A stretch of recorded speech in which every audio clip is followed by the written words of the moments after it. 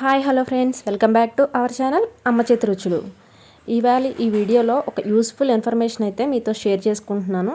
ఈ వీడియో అందరికీ యూజ్ అవుద్దని అనుకుంటున్నాను. నాకైతే చపాతీ పిండి కలపడం అయితే ఒక పెద్ద టాస్కేనండి. మీలో ఎంతమంది చపాతీ పిండి కలపడం ఇబ్బందిగా ఫీల్ అవుతారో నాతో కామెంట్ సెక్షన్లో కామెంట్ చేయండి. లేట్ చేయకుండా ప్రాసెస్లోకి వెళ్ళిపోదాం. ప్రాసెస్ చూసేయండి. ముందుగా దీనికోసం ఒక 2 కప్స్ గోధుమ పిండి తీసుకోవాలి. దాన్ని ఒక మిక్సర్ జార్లో యాడ్ చేసుకోవాలి. మిక్సర్ జార్లో యాడ్ చేసే ముందు కంటే చేయవలసిన ప్రాసెస్ ఏంటంటే మనము 3 టేబుల్ స్పూన్స్ ఆయిల్ యాడ్ చేయాలండి.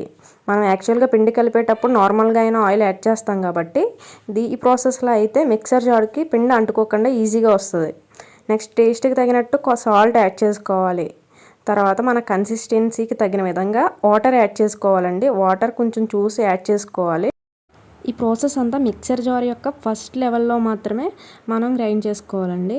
ఫస్ట్ ఒకసారి గ్రైండ్ చేసిన తర్వాత మళ్ళీ ఒకసారి మూత తీసి చూస్తే చూడండి, ఇంకా మనకు కొంచెం వాటర్ యాడ్ అవుద్ది. సో ఒకసారి చూసుకొని మళ్ళీ కొంచెం వాటర్ యాడ్ చేశాను నేను. అగైన్ కొంచెం వాటర్ యాడ్ చేసిన తర్వాత మిక్సీని ఫస్ట్ లెవెల్లో పెట్టి మళ్ళీ గ్రైండ్ చేశాను. కన్సిస్టెన్సీ చూడండి, నేను వీడియోలో చూపిస్తున్న విధంగా ఎట్లా వచ్చిందో. సో దాన్ని అంతా కలిపి ఒక ప్లేట్లోకి తీసుకోవాలి. ప్లేట్లోకి తీసుకున్న తర్వాత దాన్ని నేను రౌండ్గా ప్రెస్ చేసుకున్నానండి. అంతేనండి, ఎంత ఈజీగా అయిపోయిందో చూసారు కదా. కొన్ని మినిట్స్లో చేసుకునే ప్రాసెస్ మనం ఓన్లీ 2 మినిట్స్లోనే కంప్లీట్ చేసేసాం.